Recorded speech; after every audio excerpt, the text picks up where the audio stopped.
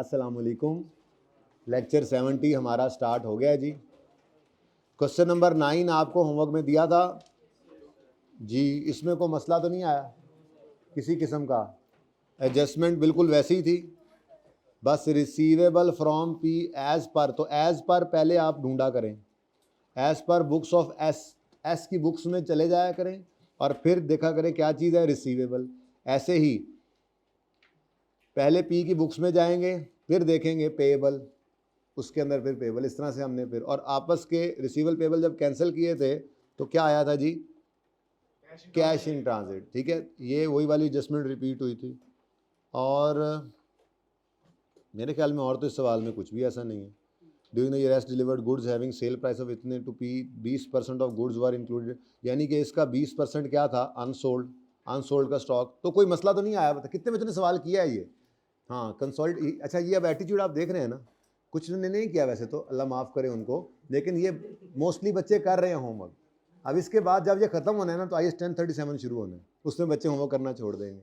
अब इसमें से 18 नंबर का सवाल आता है तो 13-14 नंबर का, 15 का उसमें से भी आता है। अब फेल इस वजह से नहीं होते, कंसोलिडेशन नहीं आती, फेल इस वजह से होते हैं IAS 1037 में लिखना नहीं आता। मैं वैसे बता रहा था फ्यूचर आपका। चलें जी, क्वेश्चन नंबर 10 करते हैं, लेकिन उससे पहले के क्वेश्चन नंबर 10 शुरू करें, आप क्वेश्चन नंबर 11 को होमवर्क के तौर पे लिख लें। होमवर्क पहले होगा, हैं जी?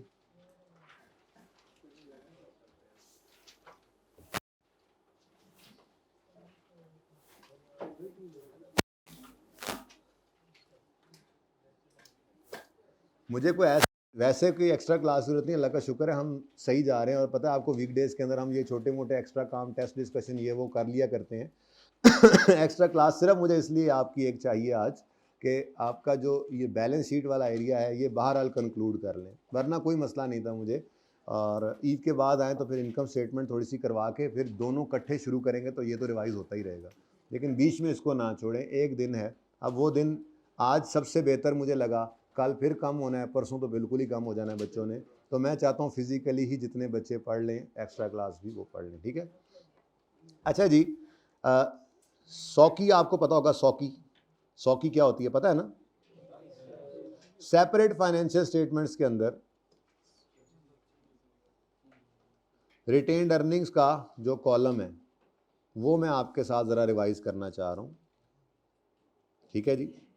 ये सेपरेट फाइनेंशियल स्टेटमेंट्स के अंदर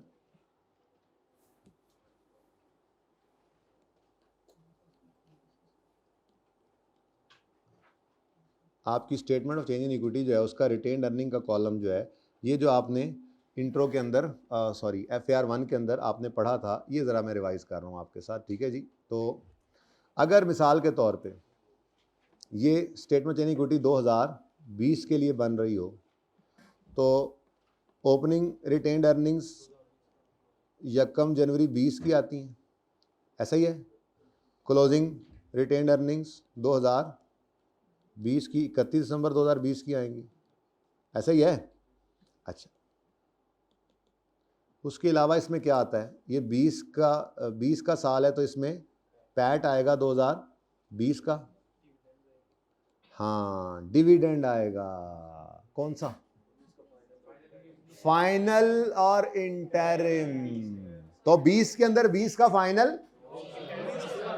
ओके, गॉट इट। आपका ये टॉपिक क्योंकि आपके सिलेबस में था FAR 1 में और आपको अल्लाह का शुक्र याद है, तो सिर्फ रिवाइज करवाने की ज़रूरत है, क्योंकि अब यहाँ पे तो कोई ऐसा बच्चा है नहीं जो एग्जामेशन लेके आया हो। सारे FAR 1 अल्हम्दुलिल्लाह पास करके यहाँ बैठे हुए हैं, और चेंज इन इक्विटी का चैप्टर था और साथ ही IAS 8 में मिक्स होकर वो चलता ही था, तो ये अच्छा याद है आपको। लेकिन फिर भी आपको मैं याद करवा रहा हूँ कि इस 20 वाले साल की चेंज इन इक्विटी में फाइनल डिविडेंड 2019 का आता था और इंटरिम डिविडेंड 2020 का आता था, लेकिन ये दोनों प्लस होते हैं, इसमें माइनस होते हैं। ओके, चलें, ये हो गया रिवाइज। उसके बाद एक छोटी सी बात और मैं रिवाइज करवाता चलूँ आपकी, ये जो भूली हुई होगी आपको, वो है डिविडेंड की परसेंटेज। ट्रांसफर कोई नहीं यहाँ पे, बस छोड़ो जी। डिविडेंड की परसेंटेज हम लगाया करते थे प्रॉफिट्स पे। हाँ, दिया तो डिविडेंड प्रॉफिट्स में से ही जाता है, बांटा तो प्रॉफिट्स में से ही जाता है, लेकिन इसकी परसेंटेज प्रॉफिट पे नहीं लगा करती थी, डिविडेंड की परसेंटेज शेयर कैपिटल पे लगती। तो share capital into dividend percentage. वो हम यूं कहा करते थे ना कि जी ये 100 रुपया जो है अगर बैंक में रखते तो उस पर सूद मिलता 10%, अब यही 100 रुपया अगर कंपनी में इन्वेस्ट किया तो इससे हलाल 15% मिल गया। ये 20 भी हो सकता है, ये 5 भी हो सकता है, ये नहीं भी हो सकता, इसी वजह से तो ये हलाल है। खैर बहरहाल तो हम ये इन्वेस्टर ना कंपैरिजन करता है, इस वजह से इन्वेस्टमेंट इन कंपनी है ये शेयर कैपिटल, इस पे कितने परसेंट डिविडेंड मिला, तो परसेंटेज हमेशा डिविडेंड की किस पे लगा करती है, शेयर कैपिटल पे। प्रॉफिट्स में से बांटे गए हैं लेकिन परसेंटेज प्रॉफिट्स पे कभी नहीं लगानी, परसेंटेज किस पे लगा करती है, शेयर कैपिटल पे। Got it? चलो ये दो बातें हो गई। वैसे ही बस जरा रिवाइज कराया मैंने, कहा जरा भूल ना गए हो आपका FAR 1 का ये मामला था। चलें जी क्वेश्चन नंबर 10 पे आ जाए। रिक्वायरमेंट है prepare a consolidated statement of financial position as at 30 June 2016, 14। ठीक है जी। अच्छा जी, अब बहुत सारी एडजस्टमेंट्स हैं, देखें ना आप आहिस्ता आहिस्ता वो दिन याद करें जब पहला दिन था, इसमें कुछ भी नहीं था, फिर अगले दिन एक लाइन आई, फिर 2 हुई, फिर 3 हुई, फिर 4 हुई, आप 5 तक पहुंच गया है। यही 6, 7, 8, 10, 12 तक भी एडजस्टमेंट्स हुआ करेंगी। तो एडजस्टमेंट्स बढ़ती जा रही हैं, लेकिन क्यों नहीं महसूस हो रहा, स्लो पॉइजन है। आहिस्ता आहिस्ता बुनियादी काम हर रोज़ वही कर रहे हैं जो पहले दिन किया था, और उसमें भी मार्क्स हैं। आपको पता क्या लगता है जो एडजस्टमेंट हमें समझ नहीं आई ना बस इसी के मार्क्स हैं? नहीं भाई नहीं, पहले दिन से जो काम ये उठाकर वहां पर लिखना, इसके भी मार्क्स हैं। ठीक है, चले शुरू करते हैं काम अपना।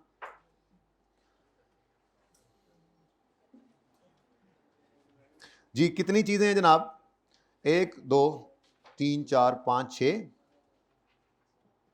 7 8 9 10 11 12 13 14 है। चलो जी 14 आइटम्स पहुंचा लें, लेकिन एक नज़र मार लें कहीं वो ना हो कैपिटल रिजर्व वगैरह ना हो, कोई नहीं है, सुकून ही सुकून। Question number 10 page number 45। P group है, पी और एस है, AL DL है, तो AL group consolidated statement of financial position as on 30 June 2014।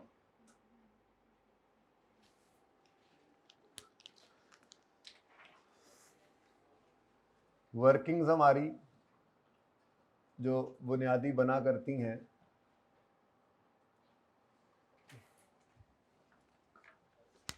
नजर में डाल ही लूं।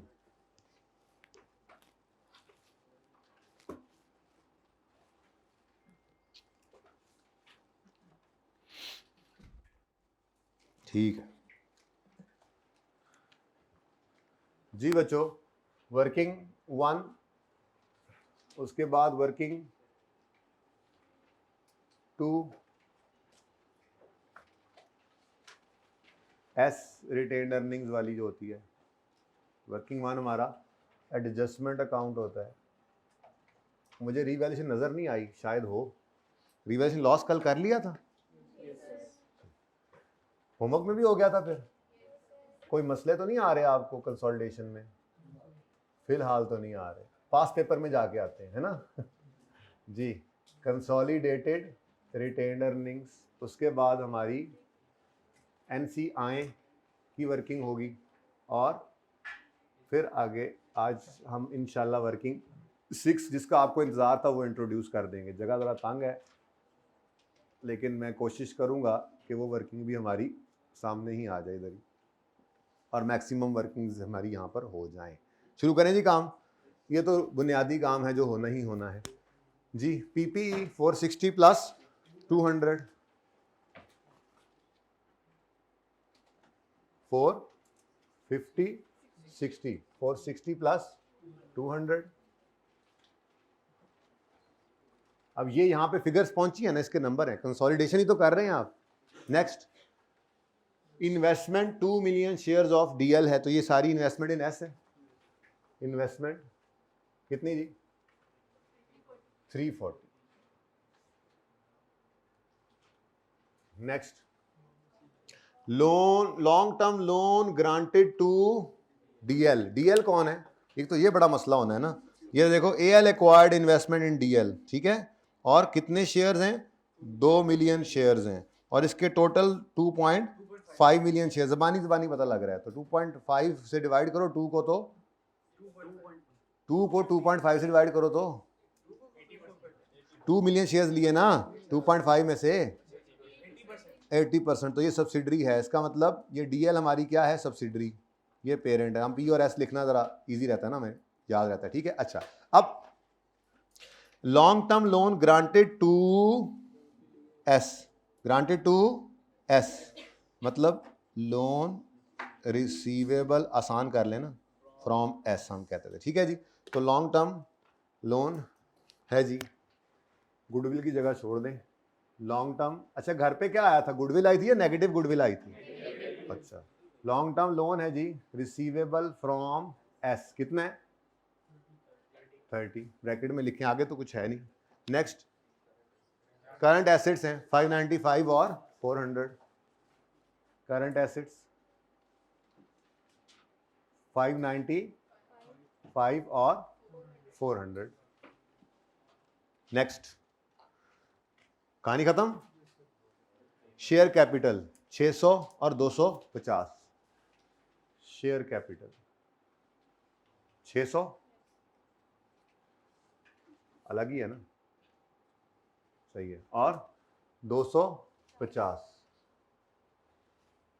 नेक्स्ट, रिटेन्ड अर्निंग्स, दोबारा वापस आता होता हूँ मैं, रोज ही ऐसे होता है जी। रिटेन्ड अर्निंग्स ये कहाँ जाएंगी, वर्किंग पी की वर्किंग 3 में, और एस की वर्किंग 2 में। 1 कहाँ से, वर्किंग 2 में। 1 में तो प्री जाया करती है, मैंने 1 लिख लिया, 1 में तो प्री वाली जाती है, क्लोजिंग है, ठीक है। अच्छा, आज कंसोलिडेटेड, आज कैपिटल रिजर्व्स नहीं है, 2 दिन देख लिया आपने, होमवर्क में भी थे, तो अब होगी ना प्रैक्टिस, गुजारे की होगी, ठीक है, 2-3 दफा देख लिया आपने जी।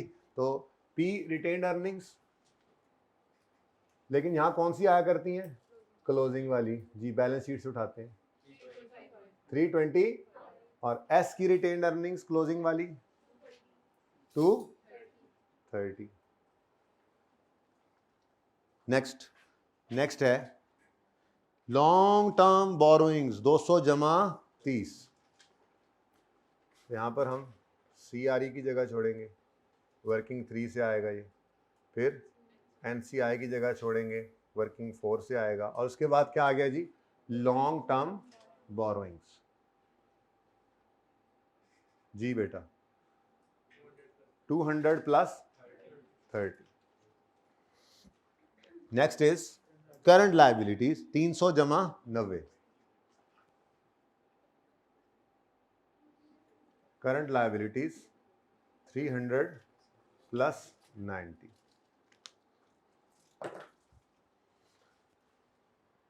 एक 2 3 4 5 6 7 8 9 10 11 12 13 और 14 चीज़ें पूरी हैं, चीज़ां पूरियां कर ली हैं असी।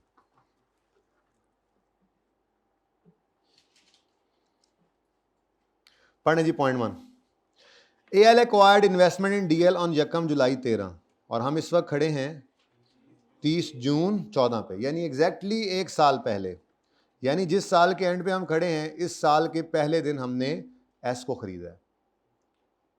Profit earned by DL for the year 30 June 14 amounted to 85।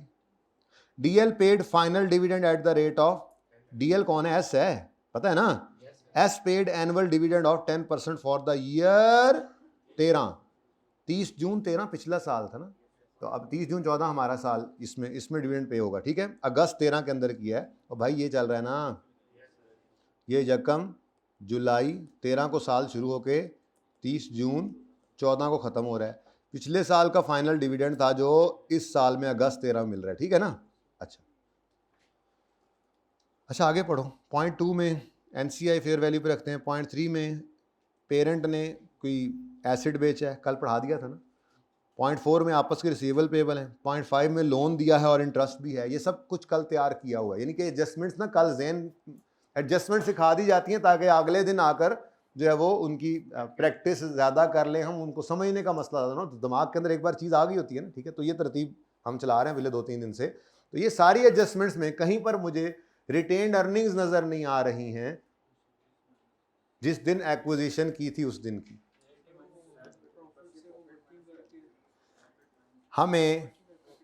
हमें आज इंट्रोड्यूस करनी पड़ेगी अपनी वर्किंग नंबर 6। और वर्किंग 6 जो है ये बेसिकली मिसिंग फिगर्स के लिए होती है। वर्किंग 6 में हम सेपरेट फाइनेंशियल स्टेटमेंट्स में स्टेटमेंट इक्विटी की रिटेन अर्निंग का कॉलम बनाया करते हैं। तो यहाँ पे हम आज वर्किंग नंबर 6 करेंगे जी।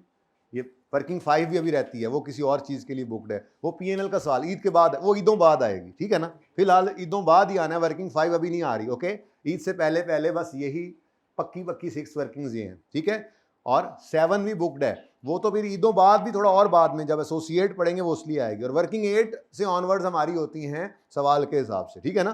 तो ये 4 आपको याद हो चुकी थी ना, 5वीं अभी और 7वीं अभी ईदों बाद हैं, तो ये 6ठी वर्किंग आ गई है। ये क्या है जी, मैंने क्या बोला जी, सेपरेट फाइनेंशियल स्टेटमेंट्स में statement of changes in equity के अंदर रिटेन्ड अर्निंग्स का कॉलम।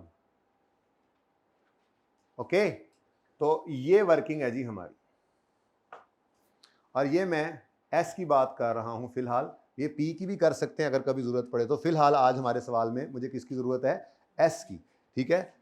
क्या है जी, रिटेन्ड अर्निंग का कॉलम बना रहे हैं, एस की रिटेन्ड अर्निंग्स का कॉलम बना रहे हैं। तो ओपनिंग रिटेन्ड अर्निंग्स 1 जुलाई 2013 पे होंगी। फिर इसमें आएगा पैट ऑफ 2014, और बोलो उसके बाद इसमें फाइनल डिविडेंड 2013 का आ सकता है। इसमें इंटरिम डिविडेंड वो है सवाल के अंदर, चलो ना लिखूं फिर रहने दूं। चलो, क्लोजिंग रिटेन्ड अर्निंग्स 30 जून 2014 की आ सकती। तो ले जी, आज आपकी वर्किंग 6 आ गई जिसका आपको बड़ी शिद्दत से इंतजार था। और ये वर्किंग 6 हम मिसिंग फिगर्स के लिए निकालते हैं, बस छोटे मिसिंग फिगर्स के लिए। वर्किंग 6 हमारी क्या हुआ करेगी, सेपरेट फाइनेंशियल स्टेटमेंट्स में चेंजेस इन इक्विटी का रिटेन्ड अर्निंग का कॉलम। सेपरेट फाइनेंशियल स्टेटमेंट्स का नाम है ये, सेपरेट फाइनेंशियल स्टेटमेंट्स में स्टेटमेंट इन इक्विटी में रिटेन्ड अर्निंग का कॉलम। अभी फिलहाल एस के लिए कर रहे हैं, ये पी और एस दोनों के लिए भी कर सकते हैं, डिपेंड करता है सवाल के अंदर। बहरहाल ये वर्किंग हमें सेपरेट फाइनेंशियल स्टेटमेंट में रिटेन्ड अर्निंग का कॉलम। सेपरेट फाइनेंशियल मतलब क्या है, जो अकाउंटेंट बनाता है, अकाउंटेंट वाला होगा ये, ठीक है ना जी। वो हम कर रहे हैं, अकाउंटेंट ने की होती तो हमें वो ना मिलती, ये अकाउंटेंट्स ने बनाकर हमें दी, अब हम कंसोलिडेशन कर रहे हैं, ठीक है। तो हम बड़े वाले अकाउंटेंट है ना, ठीक है। अच्छा, तो अकाउंटेंट तो सवाल में आपको बैलेंस शीट मिली ना बेटा, अकाउंटेंट ने बना के दी थी, अब कंसोलिडेशन तो आप कर रहे हैं, ठीक है। ओके, अच्छा जी। तो अकाउंटेंट वाली का मतलब हम यही कहा करते हैं जो सेपरेट फाइनेंशियल स्टेटमेंट्स के अंदर वो बना चुके हैं, काम कर चुके हैं। खैर, अब सवाल में वो कहता है प्रॉफिट जो इस साल में अर्न किया गया है वो कितना है, 85, और फाइनल डिविडेंड 10% दिया। ये 10% किस पे लगेगा, ये 2 बार रिवाइज करके आया था ना, पता तो आपको लगी क्यों ना, आज गेम पढ़ इसीलिए ये कर रहा है, वरना कहाँ करते हैं हम इतना काम जी। पैट 85 और फाइनल डिविडेंड, अब 10% डिविडेंड है, एस का जो डिविडेंड 10% कितना, 250 का, ठीक है। यहाँ पे हमने आकर लिखा 250 इंटू 10% जी 25, ये माइनस होगा प्लस। अब ओपनिंग भी मिसिंग है और क्लोजिंग भी मिसिंग है, ये मुझे कंप्लीट करवा दो। ओपनिंग मिसिंग है पर क्लोजिंग मिसिंग नहीं है। क्लोजिंग 30 जून 14 की रिटेन्ड अर्निंग्स, ये 30 जून 14 की तो बैलेंस शीट है, 30 जून 14 की बैलेंस शीट में, 30 जून 14 की एस की बैलेंस शीट में 230 रुपये रिटेन्ड अर्निंग्स आ तो रही हैं। क्लोजिंग रिटेन्ड अर्निंग जो यहाँ पे भी लिखी हुई है आपने, क्लोजिंग 30 जून 2014 की रिटेन्ड अर्निंग्स है कितनी जी, 230। अच्छा, अब अगर आप इसको कंप्लीट करें तो आपने बैलेंसिंग फिगर निकाला 170,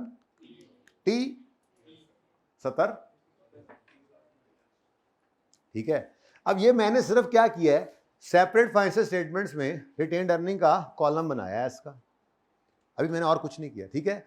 अब अगली बात आती है, एएल ने एक्वायर किया था एस को कब, 1 जुलाई 13 पे। तो 1 जुलाई 13 पे रिटेन्ड अर्निंग्स कितनी थी, ये अब यहां से निकला है आज। ये जो हमें गिवन हुआ करता था प्री, आज हमने बड़ी मेहनत करके निकाला है। मैंने बताया नहीं था, जाना इधर था, आहिस्ता आहिस्ता सवालों में ये मिसिंग हुआ करेगा अक्सर, ठीक है ना। अभी तो साल के दरमियान में भी हम खरीदेंगे, पर आपने एडवांस में कोई सवाल नहीं करना, सारी सिचुएशन इंशाल्लाह आएंगी। जब इतना कुछ हो गया अभी तक, तो आगे भी बहुत कुछ अभी होना बाकी है, ठीक है जी। तो हमने पेरेंट ने सब्सिडरी को कब खरीदा था? 1 जुलाई 13 पे। सवाल में कहीं पे उस दिन की रिटेन अर्निंग्स गिवन नहीं थी। जब हमने ये वर्किंग 6 की तो हमें ये 1 जुलाई 13 की रिटेन अर्निंग मिल गई। यही तो वो रिटेन अर्निंग्स हैं जो एक्विजिशन के दिन थी। ठीक है, तो फिर प्री रिटेन अर्निंग्स जो पहले सवाल में गिवन हुआ करती थी, आज आपने बड़ी मेहनत कोशिश करके वर्किंग 6 में इनको निकाला है। कितनी है? 170। ठीक है, तो ये 170 रिटेन अर्निंग्स 170। कोई मसला है तो पूछें, वरना जल्दी से इसको नोट करें, फिर आगे बढ़ते हैं।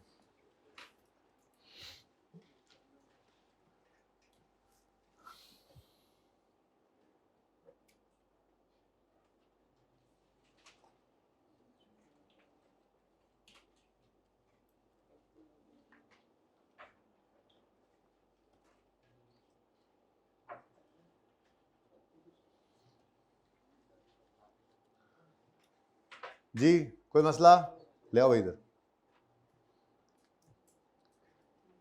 असल में ना फ्लो बहुत अच्छा चल रहा है, ये एक्स्ट्रा क्लास भी मैं कह रहा हूँ ना, इसलिए कह रहा हूँ हमारा फ्लो अच्छा चल रहा है, ऐसे ना हो कि डिस्टर्ब हो जाए।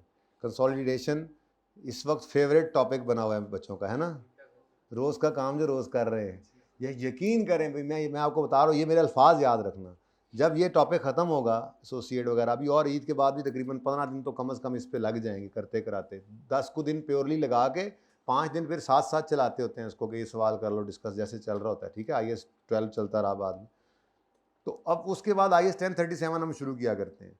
तो 1037 के अंदर लिखने वाला काम होता है, समझ सारा आ जाता है। अब लिखने वाली तकलीफ जो होती है वो रोज़ का काम रोज़ करते नहीं है, तो बच्चे फिर फेल हो जाते हैं इस वजह से। मैं एडवांस में बता रहा हूँ, जैसी कमिटमेंट इसमें कंसोलिडेशन में आपकी चल रही है ना, क्लास वर्क वाला सवाल कर रहे हैं, होमवर्क वाला रोज़ करके आ रहे हैं, ऐसे ही आगे हो। और जिनकी यहाँ नहीं है उनकी आगे क्या नहीं।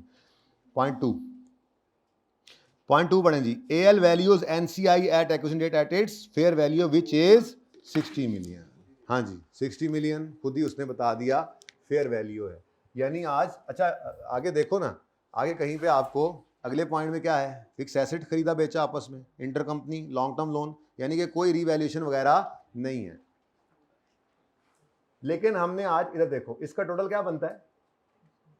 इसका टोटल क्या बनता है जी? ये 420 की परसेंटेज नहीं देनी हमने एनसीआई को। एनसीआई को हमने किस पे रखना है? फेयर वैल्यू पर। और वो फेयर वैल्यू मेहनत कर कर निकालते थे, आज सवाल के अंदर वो गिवन है। तो ये मुख्तलिफ, ये पहले सवाल की तरह से याद है वो जो पहला सवाल किया था, ठीक है, जिसमें एनसीआई 11,000 रुपये गिवन थी, कि उसी तरह से एनसीआई की फेयर वैल्यू 60 रुपये से 60 मिलियन से गिवन।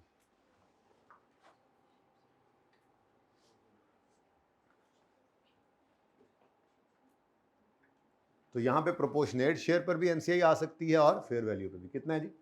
60। हाँ जी, गुडविल है या नेगेटिव गुडविल है जरा निकाल लें। मेरे ख्याल में तो सवाल में गुडविल वाला काम हो गया, चलो बाद में निकाल लेंगे। ठीक है, चलो जान दो, ठीक है, हो सकता है आगे कोई एडजस्टमेंट आ जाए, अभी रीवैल्यूएशन छुपी पड़ी हो, हमें नजर ना आ रही हो। वैसे मसला कोई नहीं है, लेकिन चलो आगे बढ़ो। पॉइंट 3 पढ़ो, कल करा दिया था, पढ़ो फिर भी पढ़ो। मैं तो कहता हूँ ट्राई मारो, और नहीं तो दिमाग में ट्राई मार लो। 1 मिनट सिर्फ आपको, प्योरली आपको दिया। शायद आप भूल रहे हो कि मैं क्या कह रहा हूं। ओ, ये वाला सवाल तो आपसे करवाया ही नहीं अभी, चलो ये भी करते हैं। शायद आप भूल रहे हो कि मैं आपसे क्या कह रहा हूं। मैं ये कह रहा हूं, हमने कल कर लिया, ये भी P2SC था। होमवर्क में शायद S2P हो जाए, ये P2SC था। ठीक है, ओके। तो क्या किया था हमने कहा था जी, गेन डिस्पोजल अकाउंट बनाकर गेन निकालेंगे, उस ग्रॉस गेन को डेप्रिसिएशन से नेट करेंगे, डेप्रिसिएशन लेंगे हम डेट ऑफ सेल से कंसोलिडेशन डेट तक, और नेट गेन से एंट्री करेंगे, गेन को उल्टाना है। तो अदर इनकम डेबिट, और दूसरे ने पीपीई महंगा रखा हुआ है तो उसको क्रेडिट। तो other income debit, PPE credit. बेचा किसने? पेरेंट ने। तो फिर सीआरई में, यानी कि इनकम को कहाँ पे उल्टाएंगे? पेरेंट की रिटेन अर्निंग में, वो कहाँ पड़ी होती है? सीआरई में। और अगर सब्सिडरी ने बेचा होगा फिक्स एसेट तो फिर यही एसआरई में कर देंगे। ठीक है, सिंपल है ना चीजें। शुरू नहीं है, आप बहुत आगे चले गए। ये पास पेपर से उठी हुई एडजस्टमेंट्स हैं, ये पास पेपर से निकाली गई एडजस्टमेंट्स हैं सारी की सारी। कहाँ से सवाल ये बन रहे हैं? ये जितने सवाल आप देख रहे हैं ना, ये स्टेप बाय स्टेप आगे चल रहे हैं, ये सारे सवालों के एडजस्टमेंट्स पास पेपर से उठी हुई हैं भाई। बस वो आहिस्ता आहिस्ता करके, चूंकि आप सीख रहे हैं ना एक एक दो दो करके, पास्ट पेपर में आपको सारी चीज़ें इकट्ठी मिलेंगी। यानी अब मैं जो अब हफ्ते को आपको आखिर करूंगा इसका एंड, तो पास्ट पेपर के सवालों के अंदर हफ्ते तक जितना पढ़ा है आपने वो हर एक सवाल के अंदर आ रहा होगा, 7-8 एडजस्टमेंट एक सवाल के अंदर होगी, वो सारा कुछ आप सीख तो आहिस्ता सीख सकते थे। ठीक है जी बेटा। ऑन 31 मार्च 2014, हमारे साल में ही, यानी अप्रैल मई जून, 3 महीने पहले, साल ख़त्म होने से 3 महीने पहले 31 मार्च को एएल सोल्ड, एएल कौन है, एक तो ये बड़ा मसला होता है, parent sold equipment to subsidiary. Detail इसकी क्या है ये, यानी कि पेरेंट की किताबों में अब्बा जी ने 10 रुपये उनकी किताबों में जो 10 रुपये वाली चीज़ थी वो तुम्हें कितने की बेची है, 25 की, तो 15 रुपये का गेन कमाया। ठीक है ना, गेन कमाया। ठीक है, कोई मसला नहीं, इसमें कोई हर्ज नहीं, पर सेपरेट फाइनेंशियल स्टेटमेंट। ठीक है, अच्छा, remaining life on date of sale is, तो भाई अब आप स्टेप बाय स्टेप चलें। ठीक है, मुझे पता है आपको नज़र आ रहा है 15 रुपये का गेन है, लेकिन हम तो स्टेप वाइज चलेंगे। ठीक है, यहाँ पे मैं वर्किंग नंबर 8 करता हूँ। देखें जी, वर्किंग 8 छोटा सा डिस्पोजल अकाउंट में बना रहा हूँ जी।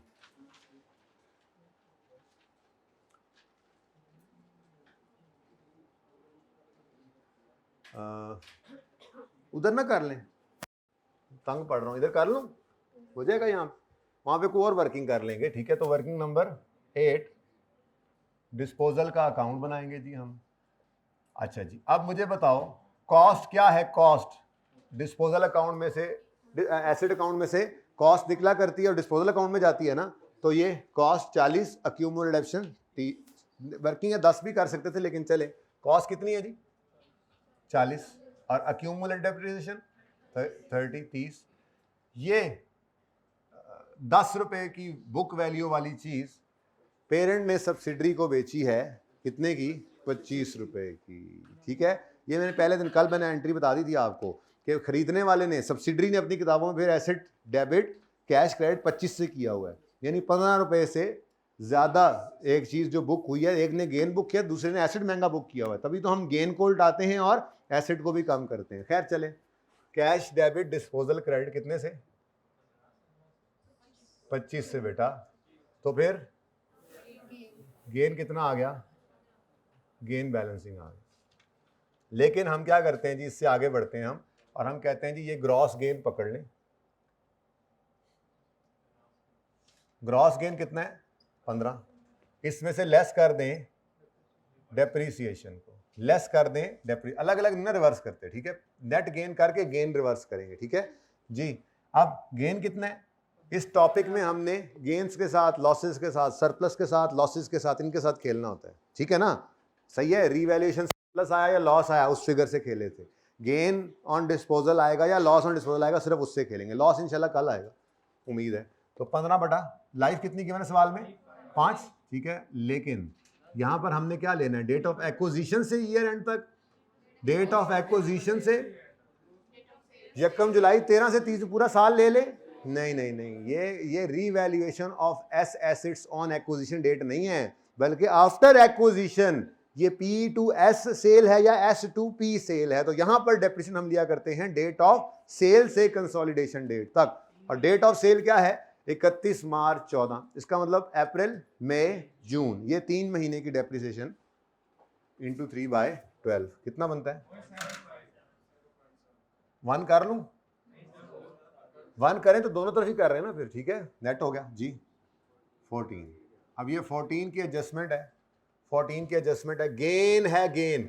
यहाँ पे ये लिख लो भाई, ये तो मैं भूल ही गया, ये वर्किंग 8 है, किसने बेचा है, ये सबसे पहले P ने, किसको, तो अब किसने बेचा, अच्छा चलो छोड़, पहले मुझे बताओ, इनकम उल्टानी है, इनकम बढ़े तो क्रेडिट होती है, अगर कम करें तो उल्टाएं तो डेबिट, इसका मतलब एंट्री बनी अदर इनकम डेबिट, कितने से, 14 से, और दूसरे ने एसेट इतने से महंगा बुक किया हुआ है तो PPE क्रेडिट। अब अदर इनकम रिटेन्ड अर्निंग में हिट करनी है, क्योंकि PNL तो अभी हम बना रहे हो तो ईदों बाद। ठीक है, तो बैलेंस शीट के अंदर अगर इनकम या प्रॉफिट या लॉस, ये इनकम या एक्सपेंस का इंपैक्ट बैलेंस शीट बना रहे हो, डालना हो तो कहाँ डालते हैं, रिटेन्ड अर्निंग्स में, जहां प्रॉफिट्स पड़े होते हैं। ठीक है, अब यहां पर आकर हमने ये देखना है कि ये बेचा किसने, पेरेंट ने, प्रॉफिट किसने कमाया, पेरेंट ने, तो फिर रिवर्स भी किसके प्रॉफिट्स में करो, और वो कहां पड़ा होता है, सीआरई में, तो सीआरई डेबिट और पीपीई क्रेडिट। डन जी। ये भी पर्ची में ज़बानी करना, जब एक दो सवाल कर लो, प्रैक्टिस हो जाए, तो कोई उस वर्किंग की ज़रूरत नहीं है, वो तो बस रिवीजन की हमने जी। तो सीआरई डेबिट 14 से और पीपीई क्रेडिट कितने से, 14 से। यहाँ पे आप लिख दें पीपी दूसरी तरफ पीपीई हिट हुआ है ना, तो पीपीई लिख दें, और अपने समझने के लिए क्या है ये, रिवर्सल ऑफ गेन। हाँ, वर्किंग का रेफरेंस दिया करो, मैं तो आपको समझाने के लिए फिलहाल लिख रहा हूँ, reversal of net gain, reversal of net gain. अच्छा, अगर कल को लॉस आएगा तो जाहिर सी बात है वो इस तरफ आ जाएगा, रिवर्सल उसका तो ऑपोजिट साइड पे आ जाएगा ना, ठीक है जी। समझ आया, किसको समझ नहीं आया? अच्छा, मैंने बाहर कल भी एक बात की थी, ये एक डिस्कशन होती है कि गेन कमाया पेरेंट ने तो सीआरई में रिवर्स करो, और ये डेप्रिशिएट किया है ज़्यादा सब्सिडरी ने तो सब्सिडरी की यानी एसआरई में इसको रिवर्स करो। तो मैंने आपसे अर्ज़ किया था ये भी एक ट्रीटमेंट था कुछ साल पहले, लेकिन फिर इसके पीछे एक लॉजिक है जिसकी बुनियाद पे फॉरेन ऑथर्स ने कुछ जो है वो इस ट्रीटमेंट को पसंद किया, और फिर आईकेएफ ने भी इसको फॉलो किया। थोड़ा पक्का कर लें, फिर किसी वक्त बता भी दूंगा कि उसके पीछे लॉजिक है क्या। ये वजह मैंने कहा नहीं, मैं बताऊंगा किसी वक्त, फिर तो तुम कह रहे हो नहीं अभी बता दो, अलग से आ जाना, बता दूंगा क्लास के बाद। नहीं मजाक नहीं, लेकिन अभी क्लास में नहीं, क्लास में मौका जब आएगा तो बता दूंगा। अभी तो पर्चा पास हो रहा है, बस एडजस्टमेंट सही हो रही है, आईकेएफ भी यही करता है, समझ भी आ रही है, बेहतरीन। ओके जी बच्चों, एडजस्टमेंट 3 हो गई है, तो अब 4 करो। यार रोज ही आ जाती है एडजस्टमेंट, तो जल्दी करो।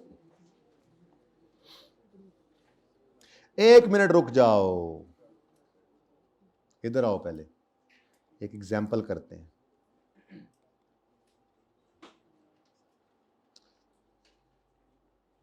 क्वेश्चन है हमारा, एग्जाम्पल है हमारी, ठीक है। पेरेंट ने सब्सिडरी को गुड्स भेजी, और कराची में सब्सिडरी है, शहरयार कराची में बैठा हुआ था, ठीक है। तो लाहौर से इसके अब्बा जी ने चीज़ें भेजी हैं। अब ये ट्रक 28 दिसंबर को यहाँ से निकला, तो अब्बा जी ने एंट्री पास की, डेटर पुत्र डेबिट और सेल क्रेडिट, लेट से 300 रुपये।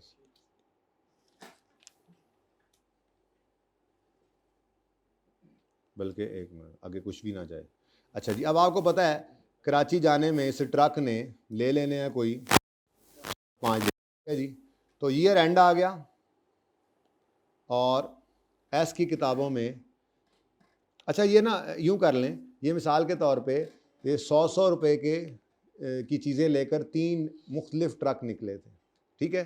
तो 28 वाला ट्रक जो है वो 30 को पहुंच गया, फिर 29 वाला एक ट्रक निकला वो 31 को पहुंच गया, और जो आखिरी निकला था 30 को या 31 को, वो अभी रास्ते में ही है, वो अभी बावलपुरी पहुंचा है, और ये एंड आ गया, ठीक है।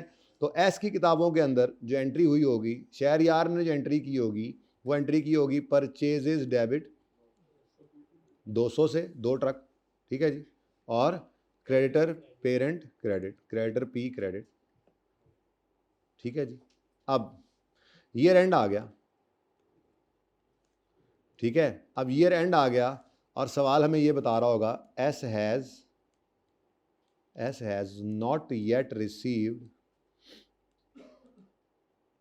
Goods of ₹100।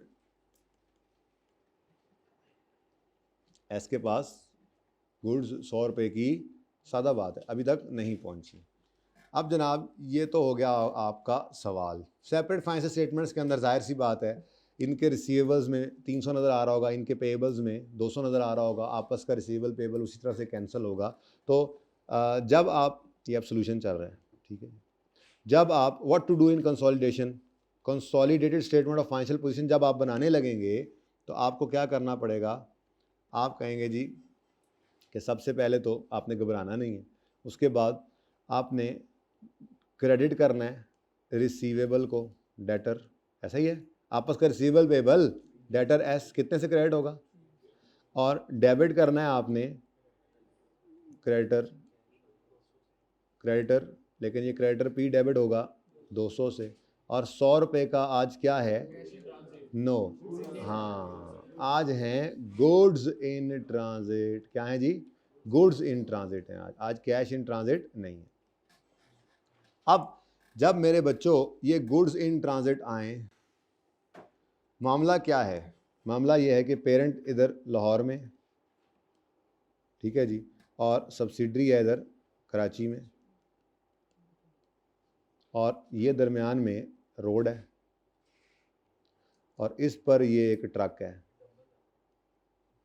ठीक है, इसका मुंह इस तरफ है,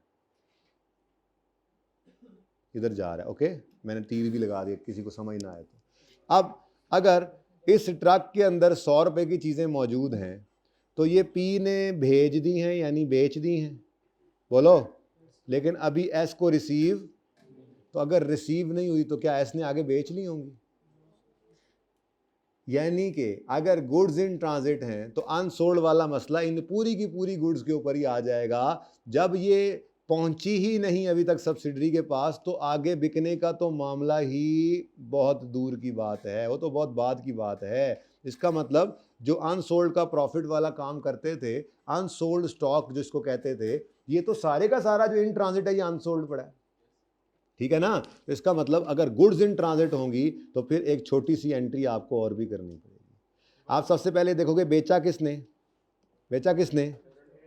तो पी टू एस है, तो फिर पेरेंट ने प्रॉफिट कमाया है, चलो ये बाद में देख लेते हैं, पहले तो प्रॉफिट रिवर्स करो, ठीक है, प्रॉफिट क्या कर दो, रिवर्स। ये जो गुड्स इन ट्रांजिट हैं, ये गुड्स इन ट्रांजिट क्या आगे बिक गई हैं, अभी पहुंची ही नहीं है इसके पास, आगे बिकना और वहां से दुनिया, बाहर की दुनिया से रियलाइज होना तो बात की बात है। तो ये सारी की सारी क्या है, अनसोल्ड, ये सारे का सारा गुड्स इन ट्रांजिट क्या है, तो हमें इस अनसोल्ड से मसला नहीं होता, आपको पता है हमें इसके प्रॉफिट से मसला होता है। तो अनसोल्ड का प्रॉफिट निकालेंगे, चलो इसी तरह से कर लो, रिटेन्ड अर्निंग्स डेबिट और stock credit, retained earning debit और कितने से ये जनाब 100 रुपया का जो स्टॉक है इसको दिस इनटू दिस कर दें, जो परसेंटेज होगी, तो this will be the answer.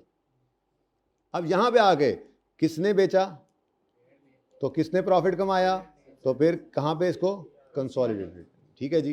तो ये हमारी एडजस्टमेंट है, बाकी सब सेम ही था। अब ये गुड्स इन ट्रांजिट है या कैश इन ट्रांजिट है, ये हमें सवाल बताया करेगा, ठीक है। इसकी पिक्चर ले लें, नोट करना है तो कर लें जल्दी से, फिर अपने सवाल पे चलें। ज़रूरी नहीं है, करना चाहें तो कर लें, वैसे हमारा स्टॉक ही है, मतलब पेरेंट कह रहा है मेरा स्टॉक नहीं है मैंने बेच दिया, और सब्सिडरी कह रहा है मेरा स्टॉक है रास्ते में आ रहा है। तो स्टॉक इन ट्रांजिट वैसे भी आपका ही स्टॉक होता है, रास्ते में stock in transit is your stock, okay, बस इन ट्रांजिट अभी पहुंचा नहीं है तो आपका स्टॉक। बाकियों के बारे में बताया नहीं उसने कि वो हैं सही कि नहीं, होंगी तो बिक गई होंगी, अनसोल्ड के अंदर पड़ा होगा, वरना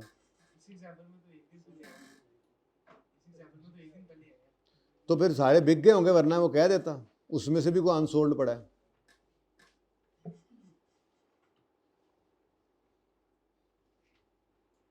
जी चलें आगे। Inter company receivables and payables details are as follows, वही तरतीब, पहले ढूंढो बात किसकी हो रही है, एएल की बुक्स की, इसको छुपा दें, ऐसे कार्ड ना देना फिर बाद में मिले ही ना, यानी बात हो रही है एएल की किताबों की। अच्छा एएल की किताबों में क्या बात हो रही है, ये देखो ना, बात पहले किसकी हम देख ली, एएल की किताबों की। अब बात क्या हो रही है, रिसीवेबल फ्रॉम डीएल है। एएल की किताबों में क्या क्या देखो, रिसीवेबल ढूंढो जाके, एएल की किताबों में रिसीवेबल कहाँ पड़ा होगा, करंट एसेट्स में, इसमें कितना पड़ा है 19, समझ आती है बात। तो एएल के रिसीवेबल्स को पहले ढूंढा, फिर हमने कहा इसमें सब्सिडरी से रिसीवेबल पड़ा हुआ है कितना 19, समझ आती है बात। नेक्स्ट क्या देखो, पहले एस की बुक्स में आ गए आप, ठीक है, बाकी सारा आपने छुपा दिया सवाल, ठीक है, सिर्फ आपकी नज़र किस पे है, एस की बुक्स पे। अब एस की बुक्स में आपने देखना क्या है, पेबल्स को, और उसमें पेबल टू पी पड़ा है, तो पेबल्स को आके देखा, पेबल्स ये करंट लायबिलिटी पड़े होंगे, इसके अंदर कितना 12 पड़ा है, ठीक है जी। अब ये फिगर्स हैं और इनमें ये आपस का रिसीवेबल और पेबल पड़ा, सही है। अब क्या करें, इसको उल्टा दें, बोलो। तो ये एंट्री भी ज़बानी करनी है, लेकिन चलें फिलहाल तो काम करना ही है, अब क्या करें जी। वर्किंग नंबर 9 पे पहुंच गए हम, वर्किंग 9 जी। आपस का रिसीवेबल पेबल किसने बेचा, P2S है, ठीक है। अब आपस का रिसीवेबल पेबल है, ठीक है। तो पहले क्या करोगे आप, पहले क्रेडिट करवाओगे आप डेटर या रिसीवेबल, रिसीवेबल फ्रॉम एस है, बोलो चलो डेटर ही लिख लो, खैर यार क्या फर्क पड़ता है, उधर तो वैसे ही टोटल है। Debtor, debtor S, debtor S अपने समझने के लिए कितना 19, और साथ ही डेबिट क्या कर देंगे, सब्सिडरी जो है वो कहेगी हाँ जी क्रेडिटर पी भी डेबिट, कितने से, लेकिन 12 से। अब बैलेंसिंग क्या है, नहीं 7 या 5 या 6, मैंने ये पूछा बैलेंसिंग क्या है। अब ये 7 आपने ऐसे ही गुड्स इन ट्रांजिट कह दिया, किसने आपको कहा ये गुड्स इन ट्रांजिट है, ये कैश इन ट्रांजिट भी तो हो सकता है, क्वेश्चन से पूछना पड़ेगा, क्वेश्चन बताएगा आपको कि ये क्या चीज़ है, ये कैश इन ट्रांजिट, कल भी ऐसे ही था, आज गुड्स इन ट्रांजिट, तो मैंने एग्जांपल पीछे सिखाई है ना, आपको समझाइए आपको कि गुड्स हैं, ये सवाल आपको बताया करेगा कि क्या चीज़ है। तो सवाल क्या कह रहा है, सवाल कहता है difference in balances is due to goods sent by, कल वाले सवाल में यहां का लिखा हुआ था, difference in balance is due to cash sent by, आपके होमवर्क वाले सवाल में difference is a payment was made which was not received, यानी डिफरेंस किस वजह से है, कैश की वजह से। यहां पे आज सवाल क्या कह रहा है, the difference in balances is due to goods sent by AL not received by, ठीक है। तो फिर पेरेंट ने चीजें भेजी थी, सब्सिडरी को मिली नहीं है, तो ये डेबिट जो है आज गुड्स इन ट्रांजिट बैलेंसिंग है, ठीक है जी, ओके। लेकिन अब अगला मसला आपको पता है, अगर गुड्स इन ट्रांजिट आ गई हैं तो इनका, ये तो अनसोल्ड ही है, अनसोल्ड का प्रॉफिट हमने उठाना है। अब किसने कमाया प्रॉफिट, ये तो फिर CRE डेबिट करके स्टॉक को हमने क्रेडिट करना है, लेकिन कितनी अमाउंट से, इस 7 को पकड़ लो। अब देखते हैं जाके उसने मार्कअप मार्जिन क्या रखा हुआ है, तो कहता है goods are sold at cost plus 20, यानी कि हमारा जो है वो यहाँ पे अगर मैं यूँ कर लूँ तो ठीक है, cost plus profit is equal to sale, तो कॉस्ट प्लस 20 है तो कॉस्ट को 100 ले लें, ये हमारी कोई जनाबी। अब 7 जो है ये 120 है, हमेशा सेलिंग प्राइस होगी, है हमें क्या चाहिए इसमें से, बोलो 3.3 करो यार, CRE डेबिट स्टॉक क्रेडिट, ठीक है। आप ना करना, आज मैं कर 1.16 है, 1.2 कर लूँ, अच्छा ये भी करने की जरूरत तो नहीं थी, चलो 1 ही कर लेते, लेकिन वो 1 एक और पहले भी किया है, चलें जी 1.2 डन। 1.16 करूं, चलेगा, पहले क्या राउंड किया आपने, सही करूं इसको भी, नहीं करना राउंड, मसला आ रहा है, करने दो यार कुछ नहीं होता, ये 1.2 को भी 1 कर देता, लेकिन वो वाला 1 ये वाला 1 मिक्स ना हो, इसलिए 1.2 ही रहने दो, राउंडिंग करो बस ध्यान से, ठीक है। चलें आगे, अच्छा जी, अब CRE डेबिट, CRE डेबिट 1.2 से, और स्टॉक कहां पड़ा होगा, करंट एसेट में, स्टॉक क्रेडिट 1.2 से, यहां पे क्या है जी, यहाँ पे स्टॉक लिखो, स्टॉक या इन्वेंट्री जो भी लिख लो, लेकिन किया क्या आपने, reversal of URP, unrealise profit का रिवर्सल, सारे का सारे अनरियलाइज है, ठीक है। ऊपर वाली एंट्री सॉरी वो भी करें, पहले वो करनी थी, वापस वापस वापस वापस दोबारा करनी है, मैं अंग्रेजी नहीं मिटाता, वापस वापस, ये कोई बात नहीं, सॉरी सॉरी सॉरी जी, इधर देखें, हाँ जी, debtor credit, receivable debtor credit कितने से, 19 से, दूसरी तरफ क्रेडिटर्स डेबिट इधर पड़े होंगे कितने से, 12 से, डन जी। और अब तीसरी चीज बैलेंसिंग गुड्स इन ट्रांजिट है, तो गुड्स इन ट्रांजिट भी करंट एसेट्स में ही पड़े होंगे, स्टॉक प्लस कितना 7। डन जी। अब अगली बारी आती थी ये रिवर्सल की, ठीक है। माजरत ये एंट्री मैंने नहीं की थी, पहली एंट्री तो करनी थी भाई, आपस का रिसीवेबल पेबल कैंसिल करो ना। तो डेटर क्रेडिट 19 से, क्रेडिटर डेबिट 12 से, बैलेंसिंग गुड्स इन ट्रांजिट वो भी यहीं पे आ गई। अगर स्टॉक अलग पड़ा तो स्टॉक में लिख लेते। ओके, अब अगली बात, आपस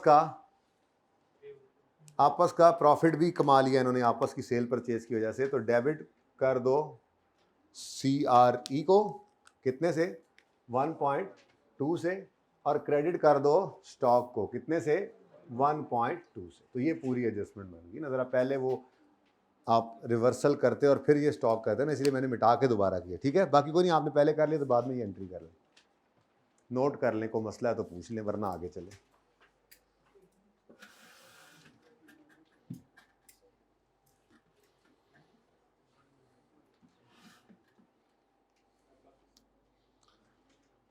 जी 0.5 भी देख ही लें फिर।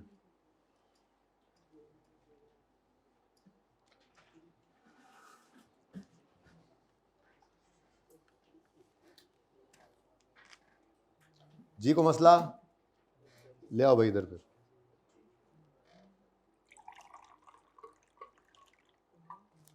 पॉइंट 5 पढ़े।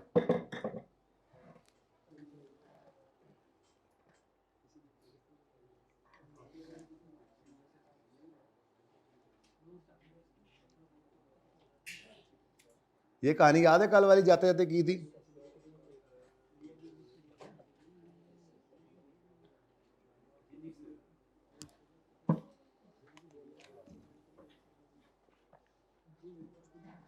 अगर आपस के अंदर interest bearing loan receivable payable आ रहा तो लोन रिसीवेबल पेबल तो कैंसिल होगा ही होगा। अगर इंटरेस्ट रिसीवेबल पेबल भी रिकॉर्डेड है तो वो भी कैंसिल करना पड़ेगा।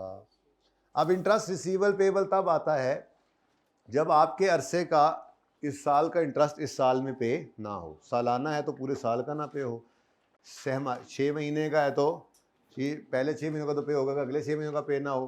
होमवर्क में क्वार्टरली हो तो आज होगा इंशाल्लाह, क्वार्टरली हो तो आखिरी क्वार्टर का पे नहीं हुआ होगा, तो जो रिसीवेबल पेबल रह जाए सिर्फ वो आपने कैंसिल किया करना है, ठीक है। इंटरेस्ट जो पेड हो जाए उससे मसला नहीं है। हमारा साल है 1 जुलाई 13 को शुरू हो रहा और हमारा साल जो है वो ख़त्म हो रहा है 30 जून 2014 पर। Long term loan granted to S, ये 30 की बात हो रही है मेरे ख्याल, ऐसे ही है ना। Long term loan granted to S, ऊपर उसने क्लियरली इसलिए लिख दिया था, नीचे फिगर शायद ना दे। बहरहाल long term loan granted to S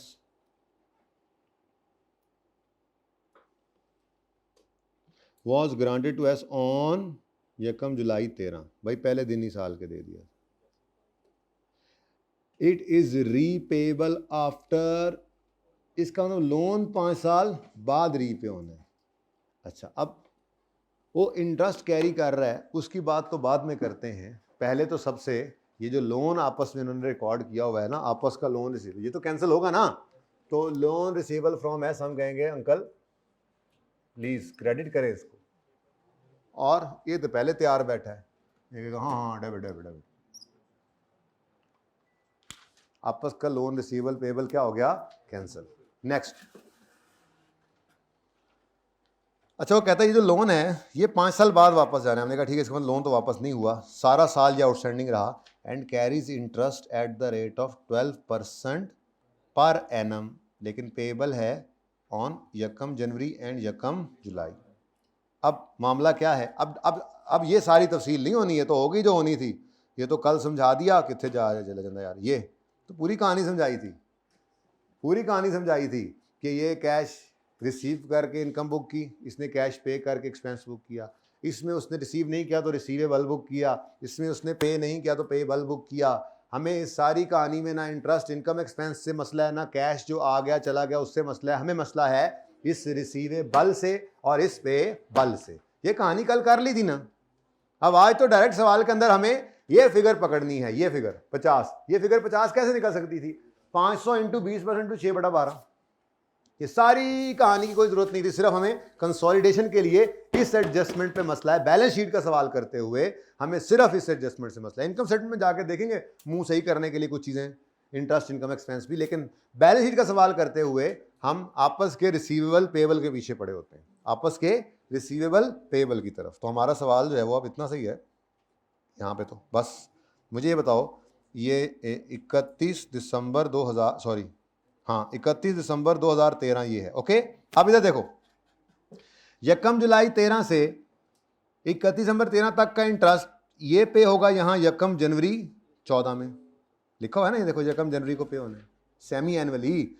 फिर 1 जनवरी 14 से 30 जून 14 तक का इंटरेस्ट ये अगले साल 1 जुलाई 14 पे होना है। अब हमें मसला किससे है? इससे तो कोई मसला नहीं है, ये तो पे हो गया हमारे साल में ही, इसको पकड़ लो। अब ये यहाँ पे आप असल में यहाँ खड़े हो, ये ठीक है। अब आपने सिर्फ क्या करना है, अब आपने एक वर्किंग 10 करनी है जिसके अंदर, अब वर्किंग 10 इधर ही है तो ये वर्किंग 10 होने लगी। वर्किंग 10 क्या है जी? आपने एक लोन दिया था 30 मिलियन का, उस पर इंटरेस्ट रेट है और उसमें से आखिरी 6 महीनों का इंटरेस्ट जो है वो 1.8, वो एक की किताबों में रिसीवेबल पड़ा है, पेरेंट की किताबों में होगा, या हमें इससे क्या, दोनों ही पढ़े, ठीक है। एक की किताबों में रिसीवेबल है, दूसरी किताबों में पेएबल है ना। कल वाली कहानी सामने रखकर बात करें तो ठीक है। तो वर्किंग 10 में ये जो 1.8 निकला है रिसीवेबल होगा तो ये इनमें पड़ा होगा, ठीक है, जगह ही बची। चलो गुजारा करते हैं। माइनस कितना 1 पॉइंट रिसीवेबल क्रेडिट किया, इंटरेस्ट रिसीवेबल क्रेडिट, और इधर से इंटरेस्ट पेएबल डेबिट, ठीक है। और सही है, सवाल तो खत्म नहीं हो गया। चलो जी,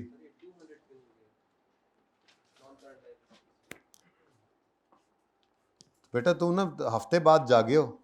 ये 200 ना पेरेंट का लोन है जो उसने बैंकों से लिया हुआ है, तो ये लॉन्ग टर्म लायबिलिटीज के अंदर ही पड़ा हुआ है। जब आपने यहाँ पर 200 जमा 30 माइनस 30 कर दिया तो यहाँ क्या बचेगा? 200 ही बचेगा, और ये आउटसाइड वर्ल्ड को पेएबल है। हफ्ते बाद ही जागा ना, ये हफ्ते पहले एडजस्टमेंट की थी इस तरह की। अच्छा भाई सवाल खत्म हो गया यार। मैं अच्छा पेट्रोल आता है ना मेरा, महंगा हो रहा है वैसे भी जी। सैलरी वालों की तो वैसे ही जान निकाली उन्होंने जी। बोले भाई पहले बताएं, गुडविल हुई तो इधर और नेगेटिव गुडविल हुई तो उधर। मैंने सही बताया, गुडविल हुई तो इधर, नेगेटिव गुडविल हुई तो उधर। गुडविल हुई क्या मतलब? मैं इस लेजर की बात नहीं कर रहा, साइंसदानों नो शायर, मैं कह रहा हूं इस अकाउंट में से अगर गुडविल हुई तो बैलेंस शीट में, और अगर नेगेटिव गुडविल हुई तो सीआरई में। ये बात कर रहा हूं मैं, ऐसे बोले ना जी। तो गुडविल आई तो बैलेंस शीट में एसेट, और अगर नेगेटिव गुडविल आई तो सीआरई में इनकम। ओके, अब बताओ क्या आ रहा है? इधर आ रहा है बैलेंस। ओ नो, अच्छा वैसे देखो तरतीब देखो, ये क्या है हमारी अदर इनकम, कितनी 20। ये अदर इनकम को, ये खुशी हुई है पेरेंट को, ये सीआरई में फेंक दो। ये हमने बैलेंसिंग निकाली है फिगर, और ये नेगेटिव गुडविल भी कहलाती है। ओके डन जी। तो 20 वहां पे बैलेंसिंग फिगर, इधर एसआरई की जगह हम छोड़ देते हैं, हमारी तरतीब ना खराब हो, ये तो कभी कभार आता है। और ये अदर इनकम नेगेटिव गुडविल लिख लिया करें, नेगेटिव गुडविल कितनी जी? तो ये जगह आज फिर खाली रह गई। अच्छा नेक्स्ट ये अकाउंट है, इसमें और कोई एडजस्टमेंट नहीं है, आज खाली खूली सा है। चलें जी ठीक है, 60 बचा, तो सीआरई 60 इंटू, अच्छा अब एक मसला है 80% कहाँ से निकाला, तो ये छोटा सा आप यहाँ पे वर्किंग, ये स्टार लगा लें बेशक, ठीक है। शो तो करना है ना, उसको शो तो मारनी है ना आपने। 2 मिलियन शेयर्स एस के लिए है इन्होंने, 2 मिलियन शेयर्स एस के खरीदे हैं इन्होंने, और एस के टोटल शेयर जबानी कलामी कर रहे हैं, हालांकि पहले सीख लिया था ना हमने। तो 250 मिलियन रुपीस का अगर शेयर कैपिटल है, डिवाइड बाय 100 करो तो 2.5 मिलियन शेयर्स बनते हैं। 2.5 मिलियन शेयर्स में से हमने कितने खरीदे? यहां पे सिर्फ इतना लिख दो, 2 divided by 2.5 into 100 is equal to 80% गालिबन आपने बोला था, ताकि ये पता लग जाए कि आपकी शेयर होल्डिंग कितनी है। ठीक है, तो CRE में 60 है, 60 का 80%, बस ये यहाँ पे स्टार लगा दो इस तरह से काम, क्योंकि पेपर में ये गिवन नहीं था ना 80%, तो आपने कहीं निकाला तो फिर वो बता दो। ठीक है, कितना 48 और बाकी NCI को 60 का 20% जी 12। तो RE में RE आज तो है ही RE सिर्फ, ये भाई चुप कर जाओ यार, 48 और 12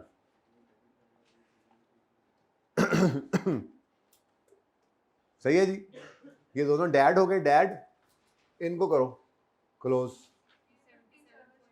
377.8 और 72, 377.8 72। चलो जी अब टोटल्स करना शुरू कर दो। 646, ये मैं कर देता हूँ आपको मुश्किल वाला, ये बताओ 980 ग्रैंड टोटल जी 1626, टोटल 200, टोटल 376.2 1626। तो आज हमने नई बात क्या सीखी? बस गुड्स इन ट्रांजिट, बस ये वर्किंग नहीं बनाई है, वो सब सीखा हुआ ही दोबारा ज़रा अप्लाई किया। पार्ट 2 शुरू कर लिया हमने, करें फिर।